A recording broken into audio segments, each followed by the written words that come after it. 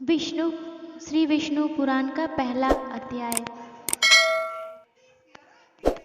श्री सूत जी बोले, श्री मैत्रेय जी ने नित्य कर्मों से निवृत्त हुए मुनिवर पराशर जी को प्रणाम कर एवं उनके चरण छूकर पूछा, हे गुरुदेव, मैंने आप ही से संपूर्ण वेद वेदांग और सकल धर्मशास्त्रों का क्रमशः अध्ययन किया। हे मुनि श्रेष्ठ, आपकी कृपा से मेरे विपक्षी भी मेरे लिए यह नहीं कह सकेंगे कि मैंने संपूर्ण शास्त्रों के अभ्यास में परिश्रम नहीं किया। हे धर्मज्ञ, हे महाभाग, अब मैं आपके मुखारविंद से यह सुनना चाहता हूँ कि यह जगत किस प्रकार उत्पन्न हुआ और आगे भी कैसे होगा, तथा हे ब्राह्मण, इस संसार का उपादान कारण क्या है? यह संपूर्ण चराचर किससे उत्पन्न हुआ है? यह पहले किसमें लीन था और आगे किसमें लीन हो जाएगा?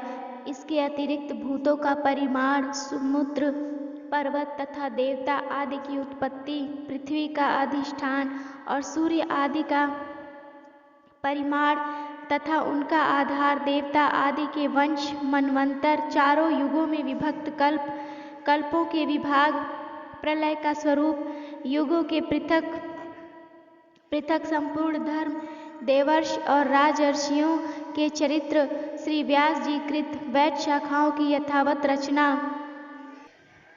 तथा ब्राह्मणादि वर्ण और ब्रह्मचार्यादि आश्रमों के ये सब, हे महामुनि शक्ति नंदन, मैं आपसे सुनना चाहता हूँ। हे ब्राह्मण, आप मेरे प्रति अपना चित्त प्रसादोन्मुख कीजिए, जिससे हे महामुने मैं आपकी कृपा से यह सब जान सकूं। श्री पराशर जी बोले, हे धर्मज्ञ मैत्रेय, मेरे पिताजी के पिता श्री वशिष्ठ जी ने जिसका वर्णन किया था, उस पूर्व प्रसंग का तुमने मुझे अच्छा स्मरण कराया। हे मैत्रेय, जब मैंने सुना कि पिताजी को विश्वामित्र की प्रेरणा से राक्षस ने खा लिया है, तो मुझको बड़ा भारी क्रोध हुआ। तब राक्षसों का ध्वंस करने के लिए मैंने यज्ञ करना प्रारंभ कर दिया।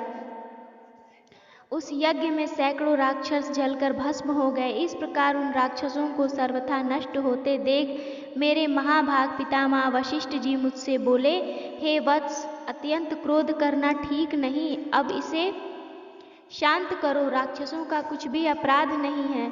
तुम्हारे पिता के लिए तो ऐसा ही होना था। क्रोध तो मूर्खों का को ही हुआ करता है, विचारवानों को भला कैसे हो सकता है? भैया, भला कौन किसको मारता है? पुरुष स्वयं ही अपने किए का फल भोगता है। हे प्रियवर, यह क्रोध तो मनुष्य के अत्यंत कष्ट से संचित यश और तप का भी प्रबल नाशक है। हे तात, इस लोक और परलोक दोनों को बिगाड़ने वाले इस क्रोध का महर्षिगण सर्वदा त्याग करते हैं, इसलिए तू इसके वशीभूत मत हो। अब इन बेचारे निरपराध राक्षसों को दग्ध करने से कोई लाभ नहीं।